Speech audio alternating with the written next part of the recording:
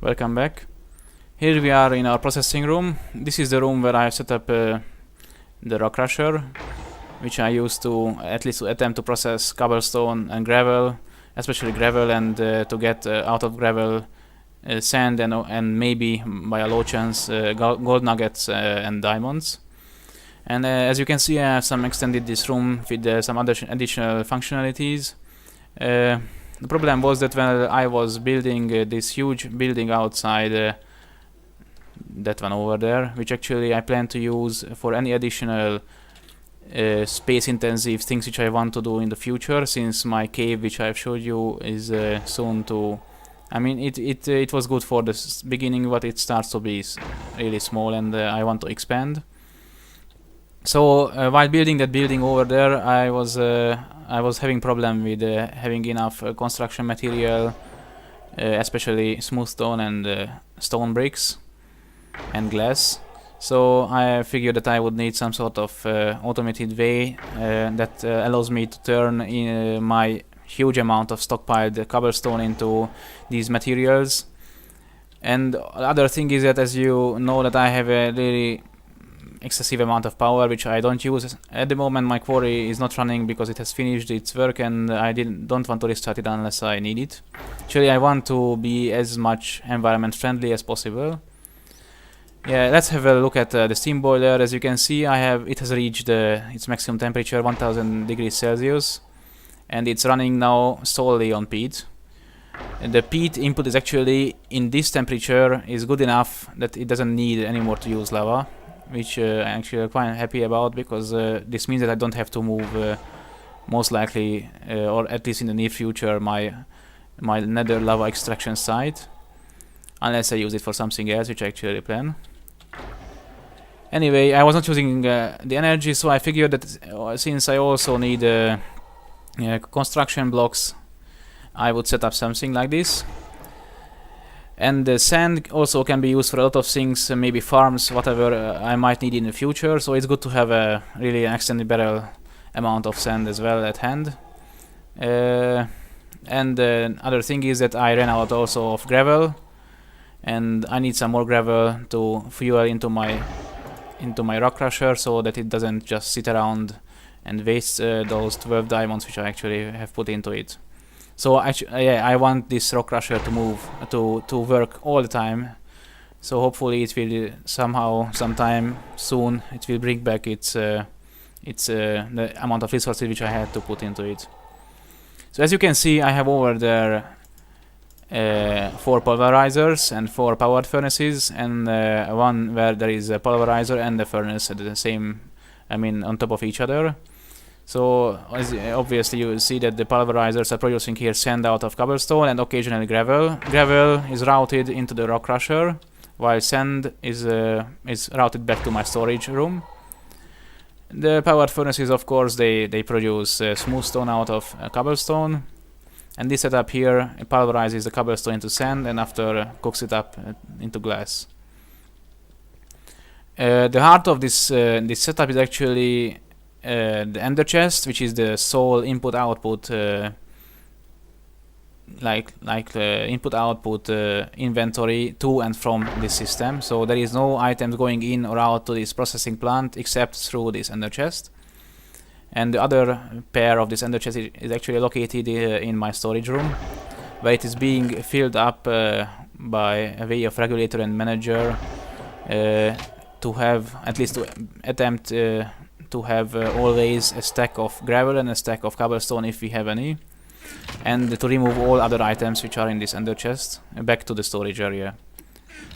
Now, well, in this side of the setup we have the sorting machine, which is actually taking care of extracting all the input items from the ender chest into the processing plant. And I would like to, it took for me quite some time to figure out how it actually works, and there are two buttons actually on the GUI of the sorting machine. One here up, which describes on what basis will the sorting machine actually pull out an item or a stack of items from the connected inventory, in this case our ender chest. There are here several modes, 3 modes actually. these two modes are actually based on redstone inputs, which I don't want to use. I don't want to use timers, and also I don't need, because there is the third mode which I use. This circular symbol here indicates that, which means that the sorting machine will use its built-in capability to automatically pulse at a given rate and attempt to pull out items from the connected inventory. Second option, the second button, actually describes what will be pulled out and in what order and number from the inventory connected. Okay, so as you can see, this is the very first mode in which the sorting machine can function. It is called AnyStack sequential, and what it does is that it goes from column to column where you have specified any items, and from every column it tries to pull out at least one of the items specified, and I believe in the number which you have specified. So if you would put here multiple gravel, let's say 2 gravel, then it would try to pull out 2 gravels. And the same with cobblestone. You can put here 4 cobblestone, and it attempts to pull out, when it comes to this column, 4 cobblestone. You can put here, for example, a block of dirt, and then it will attempts to pull out either 4 cobblestone or a block of dirt. And if you do so, then it will attempts to pull out, when it comes to this column, either 4 cobblestones, a block of dirt, or 28 blocks of gravel. And if any of it succeeds, then it can move on to the next column. As you can see, since our gravel supply is really low and we don't always have gravel in this chest, sometimes it actually jams up and then it cannot move on. This is why I don't use this mode. In this mode, it's called all stack sequential, and what it does, that if you, and in this case actually there is no difference, but if you specify multiple items in a column, then it would attempt to pull out all the items in their respective number from that column before moving on to the next column. Obviously, for the above mentioned reasons that we don't have enough gravel, it will not work, and I will not use this one. So the next mode is random all stack, which actually is the same as what I just said. It attempts to pull out the entire stack, entire column. All the items defined in a single column, but in a random way, so it doesn't move sequentially from column to column, but it picks a random column and attempts to pull out the items which are defined in that column, all of them. And there is the next mode, any item. Yeah, so in this mode it will attempt to pull out any item and from the connected inventory, actually starting with the top left slot of the inventory, in this case this slot. It will pull out item by item, only a single item at a time, and in case these items are matched in one of the columns, then it will color them according to the defined color. So for example, in our case, if it happens to pull out cobblestone, it will color it orange, and if it happens to pull out gravel, it will color it white. In the next mode, this is called any item with default route. It will attempt to pull out the same way any item from the top left slot of the connected inventory, one item at a time, and the same way it colors according to our parameters which we have defined. But if it pulls out any item which is not defined in these columns, then it will color it with the default color. In our case, it's red.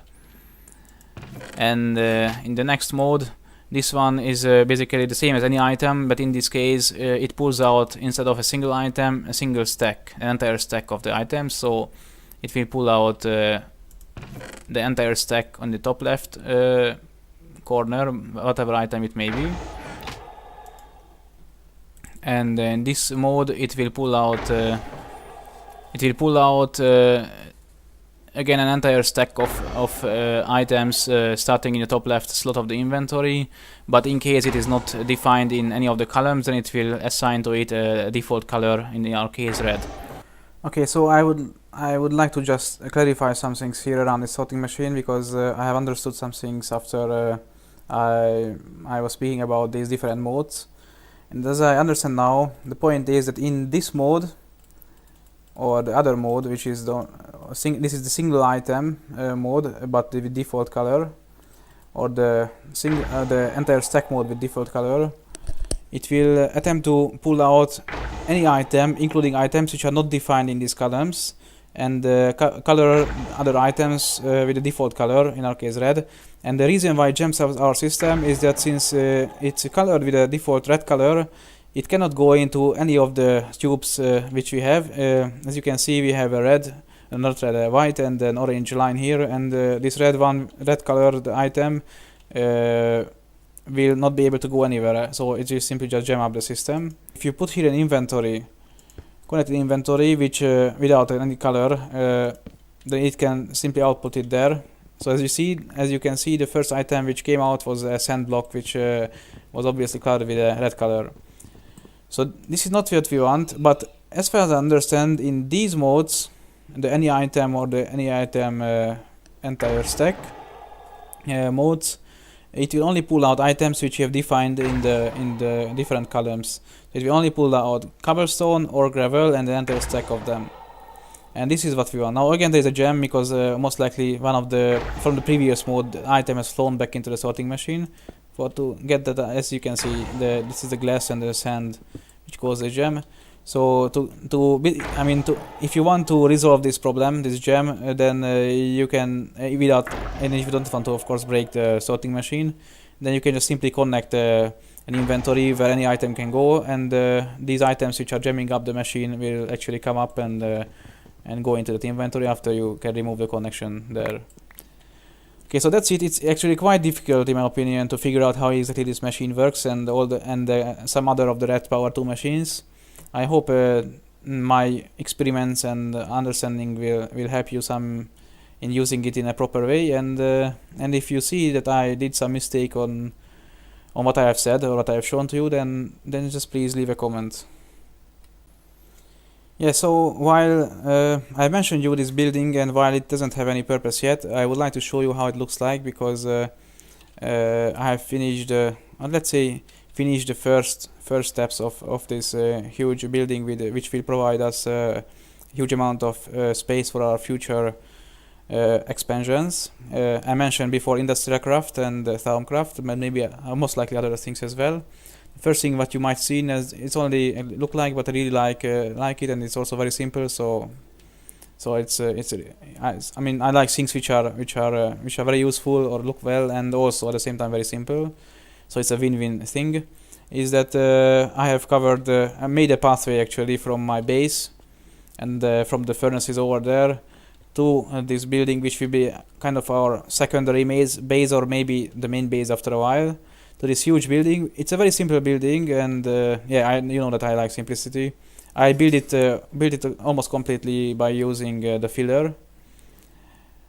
So it was quite easy. Only thing I had to do manually is to place the windows, place the door in this ground level, and to create a sort of stairs up. I use the scaffolding for my construction works, but and it's still there because I'm still not entirely finished. I might expand it some more levels. At the moment we have 1, 2, 3, 4, 5,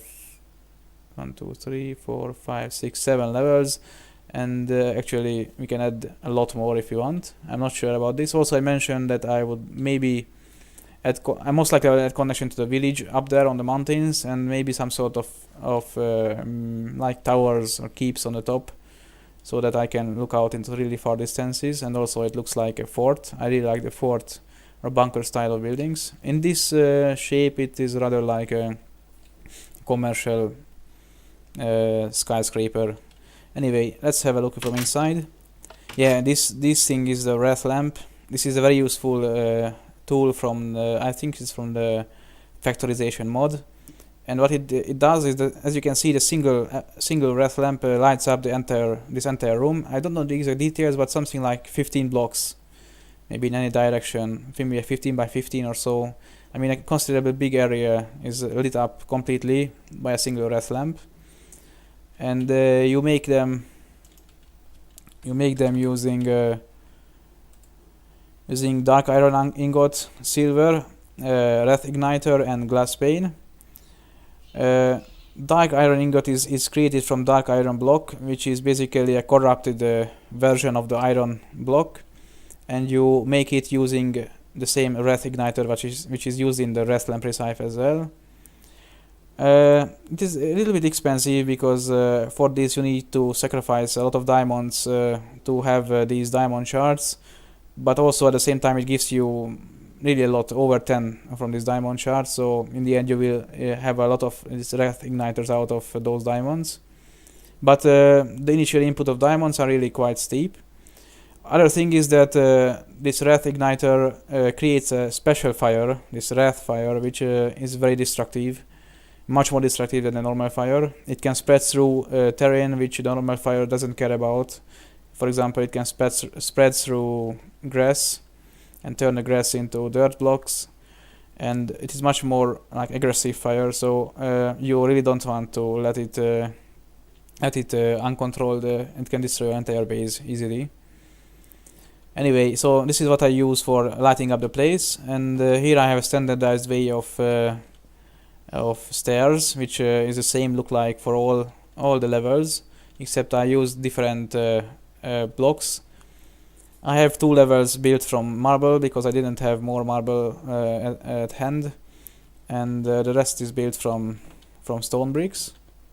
Same setup. Not really interesting at the moment, but this means that I have at least now a space for my industrial craft setup. I didn't want to go into industrial craft, not only because I forgot here the earth lamp anyway. So not only because I didn't have rubber, but also because I know that it has a considerable space requirement for you to be effective, and also I had bad experiences with moving industrial craft machines. Even if you use the electric wrench or whatever wrench you use, there is a small chance, as far as I know, that those machines will actually be destroyed or broken to their parts when you want to dismantle them. So this is why I would like to place them once if possible and never after move them. This is why I didn't go into that until now. Now, as you see, this is a quite huge area, so maybe the downmost 2 or 3 levels, maybe 2 will be enough for the industrial craft machines which I want to have. I want to have 1 level dedicated almost completely for energy, electricity actually, industrial craft energy generation and storage. And I want to use lava as well here, since I have already the lava extraction site set up in the nether. This method, I have seen Direwolf20's video, basically that you use a bunch of thermal generators or geothermal generators and feed into it lava in a way. He used to use liquid, what was it? Liquid transposers and can the lava in the nether, use ender chest to transport it back, and after uncanned it using extracted it from the cans using liquid transposer, so he didn't waste any tin or anything. But since in this newer version of Feed the Beast we already have the liquid tesseract, which is a really powerful thing in my opinion, maybe it's even too powerful, these tesseracts. So we can just transfer it easily, much more easily than before. We just set up a single liquid tesseract and pipe out the lava from there into the thermal generators. The thing is that while the Direwolf20 version of Feed the Beast is in most senses considerably easier than the Minecraft pack because it doesn't feature GregTech's hard mode. But there is one thing which is, in my opinion, considerable difficulty in this pack, in the Direwolf pack, is that that energy crystals here you have to use for a diamond. There is no way that you can replace it by rubies, and I have much more rubies than diamonds, and this kind of thing that you could use rubies instead of diamonds was a feature of GregTech, and since this pack doesn't have it, so we have to use diamonds, which means that all the machines which use energy crystals like MFEs will be really expensive. MFE, for example, will cost 4 diamonds, which is a lot. And then MFSU, even a high voltage transformer, MFSU, yeah, it's a lot of diamonds. MFSU will cost 10 diamonds, which is a huge amount. So I think you now understand why I don't really want to mess around with moving these machines, because I'm not sure if you can completely disable the chance of destroying them while you want to dismantle them. But if you destroy such an item, like for example an MFSU, then you lost 10 diamond and a lot of other resources at once. So I want to set them up only in the initial setup, and after never even touch them. Let them there, and that's it. So I'm back, and I'm just now replacing my quarry to a new location, and I wanted to record this part because I have never seen before a marsh biome. Actually, as you can see, it's called it's a marsh. It's called marsh, and it looks really interesting. This is the first time I see it, and I think I will use this as my quarry's new location. Since although it's interesting, but this is not that nice that I would be sad about destroying it. So once I get back to the base, I will show you what I have done about the sorting system to upgrade it some. Actually, there's a hint here that I have with me an item tesseract. So I've noticed that quarry, especially when I'm not using my energy for anything else and it gets a huge amount of input energy, it can run so fast that sometimes my ender chest is filling up. And to prevent this, I found out that I should rather maybe use item tesseracts, because they don't have a fixed side inventory as far as I know, so they cannot fill up. So I inserted another input source to my main sorting system using item tesseracts, and this is the first time I will try it out actually. Okay, so I set up this quarry, and I will be back on the other side, at my home base, to see how it works actually. Okay, so here I am back in my storage room, and as you can see, all the items coming in from the quarry are already being processed through this tube system and stored in their respective place. So what I have modified here is that I still have this ender chest with the sorting machine, which pulls out any item in case I put some item into it, because I want to keep my ender pouch if I happen to go to mine manually, and there is no way, it makes no sense to connect it. It's not easy either to connect it with this item tesseract, so I will keep 2 inputs to the system, or at least, or rather 3 inputs, the third one being this one, which is at the moment connected to the processing plant, but in the future I will connect it also to other processing areas, like for example, where most likely this will be the input source to my factory, where I will generate scrap out of cobblestone and other unneeded materials for my UU method generation. And this is the new input here, this item tesseract. Item tesseracts can be connected into a Red Power 2 pneumatic tube system using a relay, and you have to put the relay's input side, or at least any side of the relay except the output side, towards the item tesseract, and it will automatically pump. The item tesseract will automatically pump all items which are pumped into the other pair of it into the relay, and the relay will output it into the tube system. But as you can see, because the relay doesn't have any intelligence, it cannot color anyhow the items, and I need all the items to have at least a default color. I set up a second sorting machine over there. So first of all, this takes care of making sure that all the items are colored as I want. They have a default white color, and so far there's only cobblestone which can be sent for destruction in case the barrel would fill up. Other thing is that if later on I will want for some reason to route different items to different places somehow, then this one sorting machine has only so many places where you can place items, and there's only 1, 2, 3, 4, 5, 6, 7, 8 different color possibilities plus the default color. So this maybe is not enough for routing all items from this ender chest, and then there is a second sorting machine which I can extend, for example, this color variations. So let's say that here I can set 8 multiplied by 5, 40 items in total to 8 different colors plus the default color. But here I can set another 8 column amount of items with different colors, different items, so I have the double amount of possibilities for coloring different items. So it's a double win category in my opinion.